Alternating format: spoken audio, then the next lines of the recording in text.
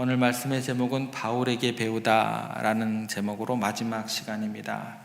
사도 바울이 고린도 후서 12장에서 자신의 매우 개인적인 그런 체험들을 아주 솔직하게 우리들에게 나눠주고 있는 본문입니다. 그가 자신의 육체에 있었던 가시에 대해서 언급을 하는데 지속적으로 어려움을 겪고 괴롭힘을 당했던 그런 고통에 대한 이야기입니다. 이 가시에 대한 정확한 내용은 알 수 없지만 바울에게 실제적으로 지속적인 고통을 주었다는 것은 분명한 사실입니다. 이 고통스러운 그 가시 때문에 바울은 3번이나 간절히 기도를 했고, 이 기도의 간절함이라는 것은 단순히 요청이 아니라 얼마나 힘들었던 그런 고뇌와 또 어떤 그런 두려움, 그런 것들의 강구였을 것입니다. 그런데 하나님께서는 그 기도에 대해서 바울의 예상과는 전혀 다른 응답을 주셨다라는 것입니다. 하나님께서는 그 가시를 제거해 주는 대신 내 은혜가 내게 족하다, 내 능력이 약한 데서 온전해 주셨다, 이게 기도의 응답이 되었다라는 것입니다. 이러한 하나님의 응답은요, 우리가 고난이라는 것이 우리 가운데 왜 존재하는지, 그것은 가지고 있는 의미가 무엇인지 우리가 새로운 관점에서 바라보게 하는 그런 사도 바울의 고백임과 동시에 우리가 바울에게 배워야 할 그런 시선이다라는 것입니다. 이 말씀에서 우리가 2번에 걸쳐서 살펴봤던 게 뭐냐면 가시하고 계시입니다. 계시와 가시라는 이 2가지 중요한 요소를 우리가 주일에 살펴봤고, 계시라는 것은 먼저 하나님께서 주시는 영적 깨달음과 따뜻한 은혜로 우리가 이해를 하면 됩니다. 그러니까 바울의 경우에는 그가 받은 놀라운 어떤 천상의 체험, 영적 계시들이 이에 해당할 것이고, 셋째 하늘에 가서 천국의 신비들을 보고 들은 것처럼 우리의 각자의 삶에서도 하나님의 특별한 계시가 남다르게 각자의 환경과 처지에 맞게끔 경험되어지는 그런 계시를 경험할 수 있다는 것입니다. 반면 가시는 뭐냐면 우리가 경험하는 현실적인 어떤 고난 또 시련을 의미하는데, 이건 단순한 고통이 아닌 영적 성장을 위한 도구로 우리가 이해를 하고 바라볼 수 있어야 된다는 것입니다. 이렇게 접근하시면 돼요. 아름다운 장미가 있어요. 근데 장미에 뭐가 있죠? 가시가 있습니다. 가시가 그 아름다운 장미를 보호하는 거예요. 여러분들은 하나님께서 창조하신 아름다운 피조물들이에요. 사랑의 대상들이에요. 그런데 여러분들을 보호하기 위해서 여러분들에게 가시가 존재할 수 있다는 거, 이게 영적 의미다라는 거예요. 오늘은 특별히 이 2가지를 살펴봤던 것을 따로따로 살펴봤었는데 이걸 하나로 묶어야겠어요. 그래서 계시와 가시라는 중요한 2 주제를 통해서 고난 속에 드러난 하나님의 은혜를 묵상하고자 합니다. 그래서 그리스도의 능력이 온전히 드러나기 위해서는 받은 바 계시와 현재의 고난, 이 2가지를 조화롭게 이해하는 시각이 필요하다는 것입니다. 이 시간 한번 따라해 보겠습니다. 계시와 가시를 조화시킬 수 있는 시각. 여러분, 우리가 그리스도의 능력이 머물게 하기 위해서는 이 계시와 가시를 적절하게 잘 이해를 할 수 있는 그런 해석학적 능력이 여러분들에게 있어야 돼요. 이 해석학이라는 것은 뭐냐면 내가 책으로 배웠습니다가 아니에요. 내가 성경 공부를 많이 해서 배웠습니다는 절대 불가능한 거예요. 아예 포기하세요. 성경 공부 많이 해가지고 이 해석학의 시각을 뜰 수 있는 건 아닙니다. 단순히 책으로 배운 지식이나 단어를 많이 알았다라고 되어지는 게 아니다라는 거예요. 이건 어떻게 주어지는 거냐면 여러분 각자에게 주어진 삶의 경험이에요. 특히 고난의 경험을 통해서 하나님의 뜻을 깨닫는 능력을 의미한다라는 거예요. 그러니까 어떤 의미에서는 저보다 이런 시각이나 이런 능력은 여러분들이 더 훨씬 높을 수 있어요. 제 서 있는 저 목사보다도. 이걸 이렇게 접근하시면 됩니다. 마치 어린아이가 뜨거운 맛을 한번 딱 보고 나면 어떻게 돼요? 절대 뜨거운 맛의 무서움을 진정으로 이해하는 것처럼 우리의 삶의 경험을 통해서, 특히 고난의 경험을 통해서 하나님의 뜻을 깨닫는 능력이 날로 날로 성장하게 된다는 것입니다. 그래서 계시하고 가시는요 항상 같이 따라다녀요. 같이 존재해요. 서로에게 영향을 미치는 존재다라는 거예요. 나는 내 삶에서 복만 가득하기를 원합니다. 계시만 가득하기를 원합니다. 절대 그렇게 주어지는 삶은 없는 거예요. 꿈꾸지도 마세요. 계시와 가시는 항상 함께 존재해요. 우리가 받은 은혜와 동시에 겪는 고난을 통해서 하나님이 더 기쁜 뜻을 우리가 깨달아가는 것입니다. 우리가 일상생활에서 주어지는 많은 것들을 우리는 참 당연스럽게 여기는 우리들의 모습을 보게 됩니다. 예를 들어서 중력. 중력. 우리가 지구에 살아가는 데 있어서 중력이라는 것은 굉장히 필수적인 요소입니다.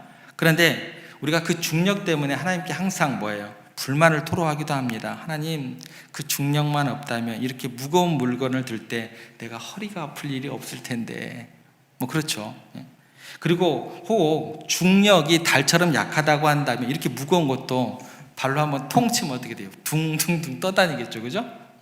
무거운 걸 톡톡 치면서 갈 수 있을 텐데 왜 쓸데없는 중력을 만들으셔가지고 이렇게 우리를 힘들게 하시고 허리도 아파 죽겠게 안 쓰신 데가 없게 만드십니까? 라고 우리가 이야기를 합니다. 그런데 한번 생각해 보겠습니다. 만약에 중력이 없으면 어떨까요? 지금 제가 설교를 할 때 이렇게 점잖하게 서 있을 수 있을까요? 제가 막 붕붕 떠다니겠죠. 그죠? 여러분들 지금처럼 얌전하게 앉아있기보다는 어떻게 해요? 막 성경책 잡으랴, 볼펜 잡으랴, 난리가 날겠죠. 그죠? 의자를 고정시키는데도 엄청난 노력이 들어갈 거 아닙니까? 이처럼 우리를 불편하게 하는 그 중력 속에서도 우리가 지구에 거하게 하는, 안전하게 머무를 수 있게 하는 하나님의 은혜를 발견할 수 있다는 것입니다. 마찬가지로요, 여러분의 삶 가운데 있는 가시, 즉 고난 속에서도 하나님의 은혜를 발견할 수 있는 시각이 필요하다는 거예요. 하나님께서 주시는 은혜 속에는요, 온전한 기쁨과 행복만 가득한 게 아닙니다. 불편함이 같이 따라오는 존재다라는 거예요. 세상에는요, 완전한 것이 없습니다. 어린 왕자에 나온 여우는요, 항상 꿈이 있었어요. 뭐냐면 사냥꾼이 없는 세상을 꿈꿨습니다. 그런데 역설적으로 사냥꾼이 있기 때문에 닭이 존재한다는 사실을 어느 순간 깨닫게 됩니다. 만약 여우에게 위협이 되는 사냥꾼이 없다면 자기가 좋아하는 잡아먹을 닭이 있어요, 없어요? 없을 거예요. 이처럼요, 불편함이라는 것은 내게 주어지는 유익함과 함께 존재하는 거예요. 우리 삶에서도 마찬가지라는 거예요. 기쁨이 있으면 뭐가 있을까요? 슬픔이 있고, 성공이 있으면 뭐가 있을까요? 실패도 있습니다. 이렇게 대비되는 현실 속에서 우리는 하나님의 섭리가 이런 거구나 더 깊게, 더 넓게 이해할 수 있게 된다는 것입니다. 예배 시간에 부처님 이야기를 해서 죄송합니다만, 부처님이 손오공에게 무엇을 주었어요? 여의봉을 주었죠. 여의봉. 전혀 모르시는군요. 다들 기독교인들이라서 여의봉을 줬죠. 그죠? 근데 손오공이 여의봉을 들고 얼마나 강력한 힘을 발휘합니까? 그런데 여의봉만 준 게 아니죠. 그죠? 또 무엇을 줬어요? 그렇죠. 머리띠 딱 이렇게 또 이렇게 그으시네. 머리띠를 주셨죠. 그죠? 이 머리띠를 왜 줬어요? 이쁘게 하고 다녀라! 그러고 주셨어요? 그게 아니죠. 말썽을 피우고 그 힘을 의지해서 엉망이 되면 그 머리띠를 조여서 착하게 만드는 용도죠. 손오공이 영웅이 되고 주인공이 돼서 있었던 이유는 여의봉 때문만이 아니고 뭐 때문에? 바로 머리띠 때문이다라는 거예요. 가치예요. 머리띠 때문에 그렇게 원숭이가 훌륭하게 된 거죠. 그게 그 이야기의 주제죠. 하나님께서 여러분의 인생에 여의봉과 같은 계시를 주시고 엄청난 은혜를 주시지만 꼭 한 가지 이상 해결되지 않는 머리띠와 같은 찌르는 가시를 허락하시는 줄로 믿으시기를 바랍니다. 이런 거 믿기 싫으시죠? 근데 그렇게 고백하셔야 돼요. 그리고 그 가시가 오히려 계시를 계시되게 하는 놀라운 은혜가 된다는 거예요. 이게 진리예요. 가시가 없습니다. 그건 옳은 진리가 아니에요. 가시가 오히려 계시를 계시되게 한다. 그게 뭐예요? 그게 진리예요. 그 진리를 붙잡는 거예요. 그게 신앙이에요. 마치 어둠이 있으면 어떻게 될까요? 빛이 더 밝게 보이는 것처럼 가시가 있기 때문에 하나님의 계시가 어떻게 돼요? 더욱더 선명하게 여러분들의 삶 가운데 나타나는 거예요. 그래서 우리는 은혜의 시각으로 이 가시를 해석해야 됩니다. 무턱대고 믿는 게 신앙이 아니다라는 거예요. 믿습니다가 신앙이 아니에요, 여러분들. 저에게 이런 얘기 수백, 수천 번 들을 거예요. 예. 다시 말해서 이 계시는요, 가시에만 머물 수 있습니다. 옷걸이가 있어야 옷을 걸 수 있는 거잖아요. 그죠? 그거하고 똑같게 가시라는 옷걸이가 있어야 계시가 우리 안에 머물 수 있다라는 거예요. 가시가 없다면 계시는요, 쉽게 빠져버립니다. 이것이 하나님께서 때로 여러분들에게 가시를 허락하는 이유가 되는 거예요. 그래서 9절 말씀에 보면 이렇게 기록되어 있습니다. 저희들 함께 읽겠습니다. 나에게 이르시기를 내 은혜가 내게 족하도다. 내 능력이 약한 데서 온전하여 짐이라 하신지라. 거기까지 한번 볼게요. 여기 보시면 내 능력이 어디에서 온전해진다고 해요? 약한 데서 온전해짐이라. 그 다음 계속 읽어보겠습니다. 그러므로 도리어 크게 기뻐함으로 나의 여러 약한 것들에 대하여 자랑하리니 이는 그리스도의 능력이 내게 어떻게 한다고요? 머물게 하려 함이라. 가시가 능력을 머물게 하고 가시가 계시를 머물게 한다라는 거예요. 그러니까 그리스도의 능력이 내에 머무리려면 어떻게 돼요? 내 약함이 있어야 돼요. 거기에 걸려 있는 거예요. 그래서 우리가 내 자신의 약함을 인식할 때에만 그리스도의 능력이 우리 가운데 떠나지 않고 머물 수 있게 된다라는 거예요. 여러분, 가시가 없으면 계시도 다 허물어진다라는 거예요. 여러분, 생선 좋아하세요? 생선 드실 때 가시를 발라내는 거 얼마나 번거로워요, 그죠? 그런데 하나님은 왜 쓸데없는 가시를 만드셨을까라는 생각을 해보신 적 있으시죠? 저는 그래서 웬만한 갈치는 뼈 안 걸 다 먹어요. 다 씹어서 먹어요. 애들만 이렇게 잘 발라줘요. 살만 따로 만들어 놓으셨으면 그냥 먹기 편하고 얼마나 좋아요, 그죠? 가시를 일일이 다 빼야 하니까 너무 힘들지 않습니까? 그런데 가시 없는 생선 한번 생각해 보세요. 고무처럼 되게 질깁니다. 그죠? 왜요? 살길이 붙어 있으려면 얼마나 그게 착 밀착되어 있어야지 살이 안 떨어지겠냐는 거예요. 그래서 질깁니다. 그러니까 가시가 있는 이유는 뭐예요? 생선을 부드럽고 맛있게 먹으라고 하나님께서 그렇게 만들어 주셨다라는 거예요. 여러분의 인생도 마찬가지입니다. 여러분의 인생에요, 가시가 없는 사람은요, 즐겨요. 어려움이 없는 사람 성격은요, 그냥 완고 그 자체예요. 자기밖에 몰라요. 뭘 경험해 봤어야 알지. 영성보다 더 중요한 신앙의 덕목이 뭔지 아세요? 공감 능력이에요. 공감하시네라는 그런 찬양도 나왔잖아요. 우리 인생이 가시가 있기 때문에요, 부드럽고 맛있는 사람이 되는 거예요. 감칠맛 나는 사람이 되는 거예요. 이게 참된 그리스도인들이라는 거예요. 그래서 여러분들의 인생에 뭐가 있는 거예요? 가시가 있는 거예요. 그 가시에 살이 붙어 있는 것처럼 계시가 붙어 있는 겁니다. 인생에서 하나님의 진리를 깨닫고 계시를 깨닫고 위대함을 깨닫는 순간은요, 여러분들이 가시같이 찔림을 받고 아픈 사건이 있을 때 하나님의 계시가 더욱더 여러분의 삶에서 계시가 되는 것입니다. 여러분, 결국 우리는 어떤 모습으로 나아갈 수밖에 없냐면 환경이 변하는 게 아니에요. 사람이 바뀌는 것입니다. 그리스도로 옷을 새롭게 입는 거예요. 환경이 바뀌는 게 아니에요. 내가 새 옷을 입는 거예요. 새 사람이 되는 거예요. 그게 신앙입니다. 시각이 달라지는 거예요. 바울의 현실은 뭐예요? 그대로였어요. 아무리 가시를 빼달라고 3번을 기도했는데 가시는 그대로 있었지만 누가 바뀐 거예요? 바울이 바뀌어버린 거예요. 내게 능력 주시는 자 안에서 내가 모든 것을 할 수 있노라. 근데 우리는 이 말씀을 어떤 때 써먹어요? 내가 막 환경이 막 변화되는 것들 막 이런 것 여기에만 한정지어서 생각을 하더라는 거예요.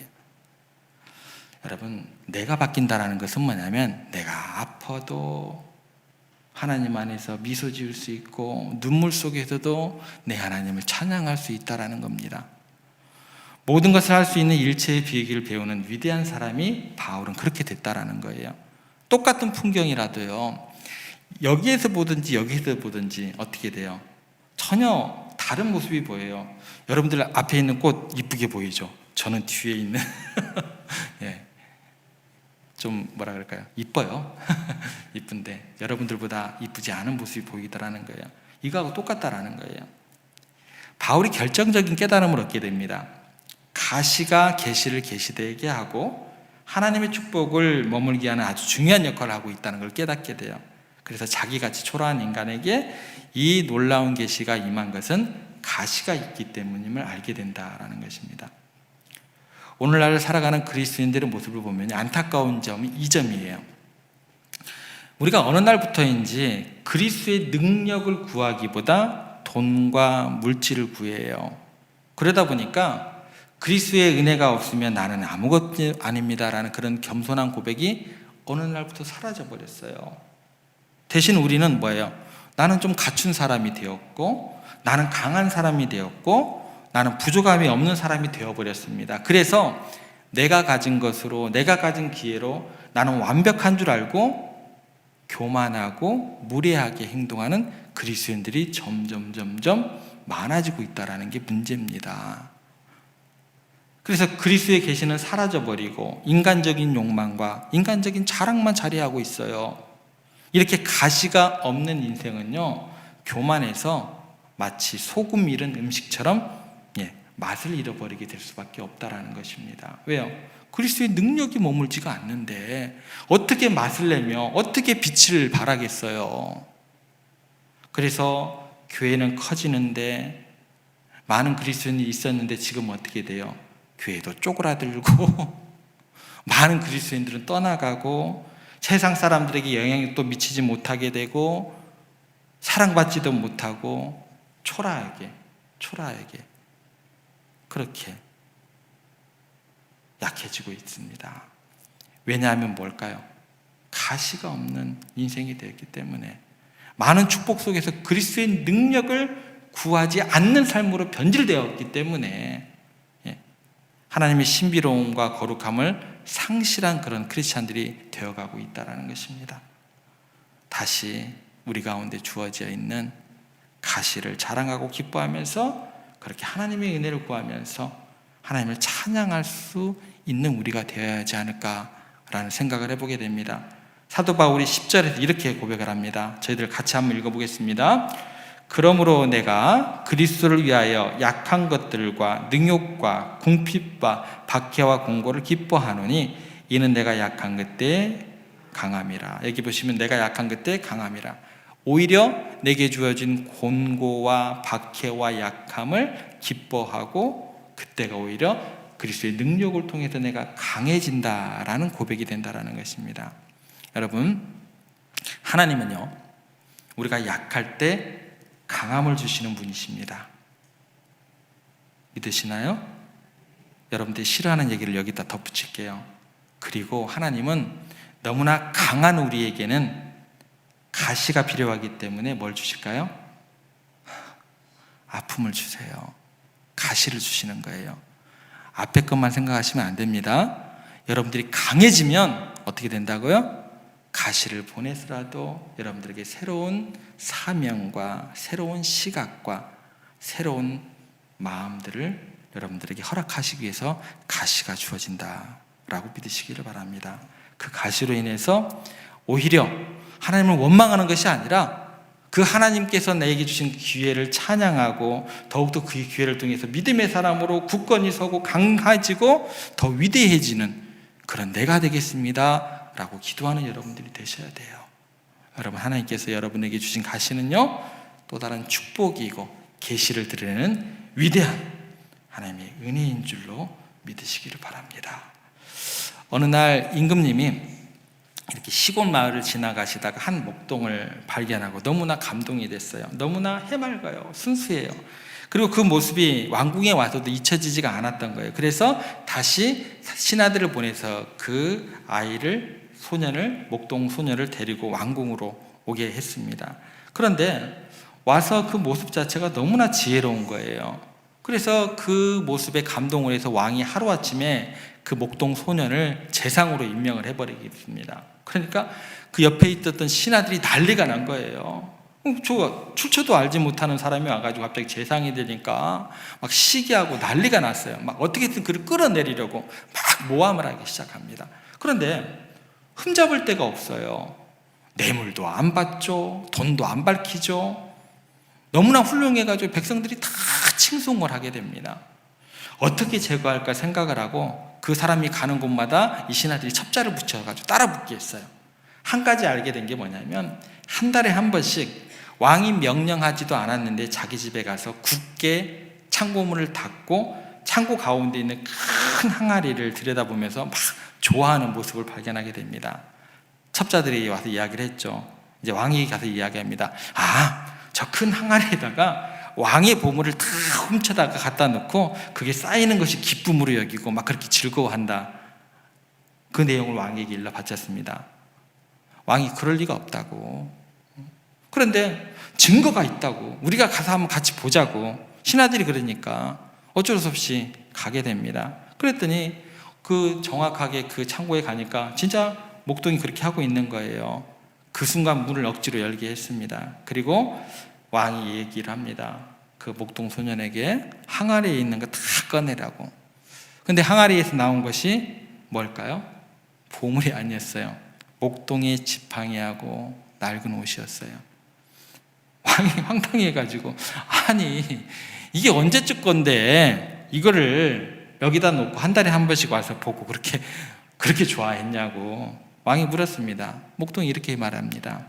저는 원래 목동이었습니다. 임금님의 은혜로 재상이 되었지만 제가 목동이었다는 사실을 잊지 않기 위해서 이따금씩 항아리 안을 들여다봤습니다. 라고 이야기를 했다고 합니다. 그 이후로 다른 재상들이 아무도 헐뜯지는 못했다고 합니다. 그 목동이 위대한 재상으로 능력을 발휘할 수 있었던 것은 임금님이 주신 그런 모든 것들을 자신의 본질로 착각하지 않았기 때문이에요. 뿐만 아니라 자신에게 주어진 특권과 능력에도 불구하고 자신의 약함을 잊지 않으려고 노력하는 겸손이 있었기 때문에 가능했습니다. 여러분, 세상 볼 일 없어요. 다른 사람 볼 필요 없어요. 우리 각자에게 들여다볼 항아리가 있지 않습니까? 우리 교회가 들여다볼 항아리가 있지 않습니까? 이 땅의 크리스찬들이, 이 땅의 교회들이 들여다볼 항아리가 있지 않습니까? 왜 그걸 안 보냐는 거예요. 모세의 손에 든 목동의 지팡이가 있었기 때문에 영원히 하나님의 지팡이로 위대하게 쓰임을 받을 수 있었던 거예요. 야곱은요, 환두뼈가 부러져서 쩔뚝쩔뚝 거리고 다녔기 때문에 하나님을 이긴 자라는 이스라엘이라는 이름을 얻게 되었다라는 거예요. 여러분의 삶의 과정에서, 가정에서, 직장에서, 또 신체적으로, 또 여러 가지 관계에서 여러분을 찌르는 가시가 있으실 겁니다. 그러나 그 가시 때문에 새로운 계시를 깨닫는 하나님의 놀라운 축복이 임할 줄을 믿으시기를 바랍니다. 올 한 해 이 계시와 가시를 잘 소화하세요. 그래서 하나님의 능력이 머무는 위대한 그리스도인으로 그렇게 승리하는 여러분들이 되시기를 주님의 이름으로 부탁을 드립니다.